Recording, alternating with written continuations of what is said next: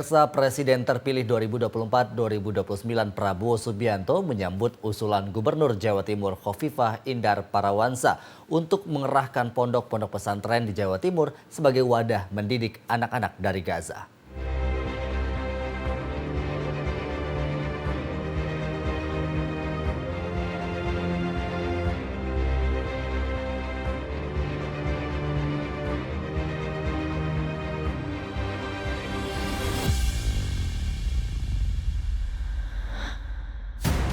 Gajah Merana mengalami genosida, pembunuhan massal yang dibiarkan, dialog-dialog berkepanjangan di Perserikatan Bangsa-Bangsa yang tidak akhir.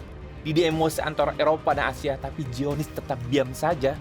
Gajah membara, setiap hari orang dipanggang oleh Zionis hina, mati genangan darah jadi pemandangan biasa. Kota yang indah itu kini rata dengan tanah. Anak-anak menjadi korban. Terakhir, pembantaian hebat di Rafah, Palestina. Sungguh biadab. Menteri Pertahanan Republik Indonesia Prabowo Subianto pun bersuara lantang di kancah dunia. Dalam acara IISS Shangri-La Dialog, Indonesia siap mengirim pasukan penjaga keamanan ke jalur Gaza untuk mendorong terwujudnya keamanan abadi di wilayah itu. Janji itu disampaikan Menteri Pertahanan Prabowo yang juga Presiden Indonesia terpilih di awal bulan ini. Di saat yang sama, Prabowo menegaskan siap mengirimkan tenaga medis dengan merawat 1.000 korban kekerasan yang dilakukan oleh pihak Israel. Menurut Prabowo, nasionalisme harus seimbang dengan kemanusiaan, sedangkan patriotisme harus diunakkan dengan kebijaksanaan dan penghormatan terhadap semua warga dunia. Dia mengajak semua pihak untuk bekerja sama menuju kebaikan bersama. Bagi Indonesia, mengejar perdamaian, keamanan, stabilitas, dan kesejahteraan adalah landasan utama dalam melibatkan internasional. Indonesia yakin bahwa hanya melalui dialog dan kerjasama kita dapat mencapai tujuan itu.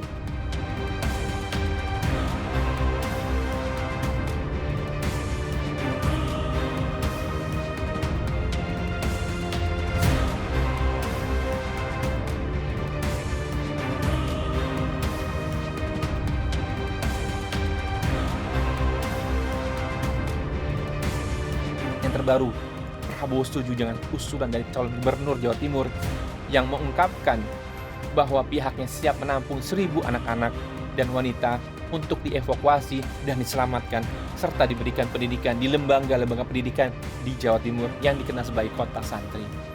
Buat Indonesia, penderitaan Palestina juga merupakan penderitaan warga Indonesia. Tak hanya Palestina yang menjadi konsen dari Prabowo, Ukraina pun menjadi soal buatnya. Saat bertemu dengan Presiden Zelensky, keduanya membahas kerjasama pertahanan dan perdamaian. Prabowo menyatakan akan memperkuat komitmen Indonesia untuk membangun hubungan pertahanan yang kuat dan saling menguntungkan, sehingga terjadinya perdamaian di atas dunia yang abadi.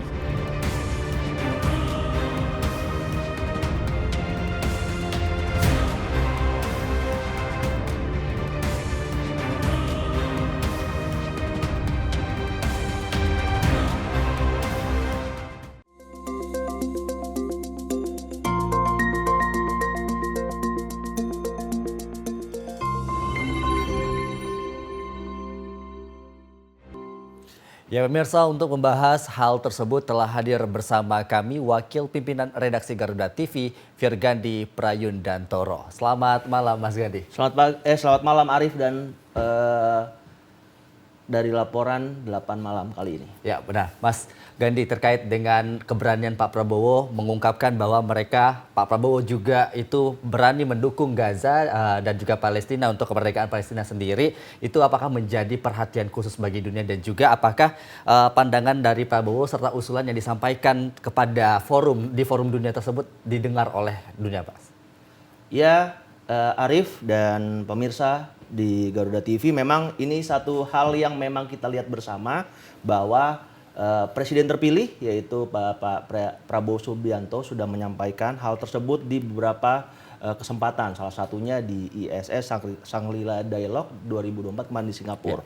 Dan ini memang salah satu yang bukan hal yang mengejutkan menurut kita, karena memang setiap tahunnya Pak Prabowo dari sebelumnya sudah menyampaikan terkait permasalahan ataupun juga proposal terkait gencatan senjata yang ada. Dan yang terbaru kali ini memang disampaikan oleh Pak Prabowo terkait permasalahan yang ada di Gaza. Nah, itu dia sudah menyampaikan bahwa Indonesia secara confirm untuk menampung 1.000 anak yang ada di Gaza maupun ibu-ibu yang ada. Nah, ini merupakan salah satu hal yang memang kita lihat ini suatu yang perlu kita apresiasi yang dilakukan oleh Menteri Pertahanan dan juga Presiden terpilih Indonesia, di mana dia membuat suatu statement atau konfirmasi untuk kepentingan rakyat Palestina. Dan juga Arif, kita perlu tahu bahwa Palestina merupakan salah satu negara yang paling pertama yang menyatakan kemerdekaan di Indonesia. Nah, ini memang kita mempunyai secara moral, kita sebagai rakyat Indonesia, kita mempunyai utang yang sangat besar dengan masyarakat Palestina atau pemerintah Palestina, karena mereka merupakan negara pertama yang sudah secara declare pada 1944 itu dia mendeklar bahwa Indonesia menjadi negara yang secara resmi disampaikan melalui PBB. Ini yang perlu kita kita lihat di sana. Dan juga pada hari ini di Jumat dan sudah disampaikan juga bahwa Menteri Pertahanan ataupun juga Presiden terpilih juga tadi sudah memberikan statementnya juga terkait 1.000 warga di Gaza yang akan ditampung, dan itu sudah dijawab juga oleh calon gubernur dari Jawa Timur yaitu Bu Khofifah yang siap untuk menampung 1.000 di Jawa Timur. Nah, itu seperti itu, Arif.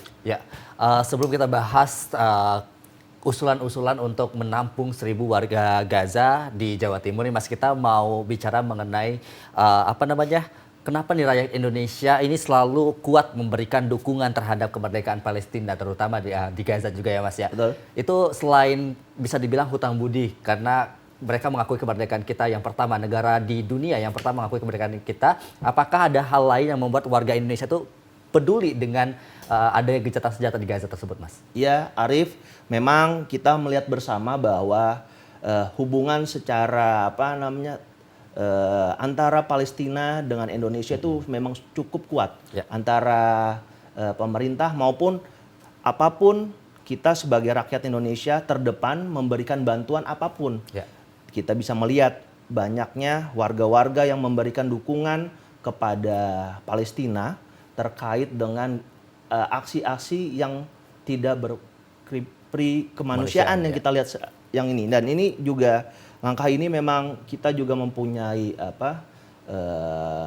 politik Indonesia yaitu bebas aktif. Kita tidak berpihak kemanapun, blok barat atau timur. Dan kita melihat itu dari pandangan bahwa Palestina ini merupakan negara yang harus dimerdekakan juga seperti negara-negara lainnya, dan itu memang sudah termaktub dalam Undang-Undang Dasar dan pembukaan dari Undang-Undang Dasar negara Indonesia. Itu perlu kita lihat bahwa segala penjajahan di atas dunia harus dihapuskan. Itu memang salah satu semangat yang memang menjadi dasar yang memang mungkin diperjuangkan, khususnya yang terbaru ini dari Pak Presiden terpilih yaitu Pak Prabowo. Kurang lebih seperti itu, Arif. Ya, benar sekali. Berarti dari undang-undang kita saja sudah membantu kita untuk bisa terus mendukung warga Palestina ya, Mas ya. Selain itu juga yang terbaru nih, Mas, adanya pendorongan gencatan senjata, solusi dua negara, bantuan-bantuan kemanusiaan, dan yang terakhir tadi yang Mas Gandhi sampaikan juga bahwa Pak Prabowo menyetujui adanya penampungan 1.000 anak-anak Gaza di Jawa Timur seperti itu. Bagaimana menurut Mas Gandhi? Ya, memang kita melihat bersama, Arif, bahwa apa yang disampaikan oleh Pak Prabowo ini sudah disampaikan pula ke Pak Presiden terkait apa langkah-langkah yang telah dilakukan oleh Indonesia ke depannya.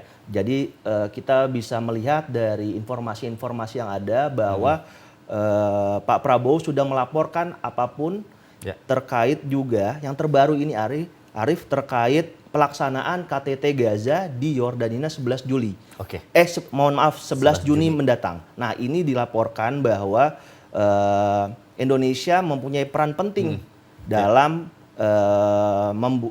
dalam KTT Gaza ini bagaimana perdamaian yang ada di Gaza antara dua negara yang kita tahu, Palestina dan juga Israel itu bisa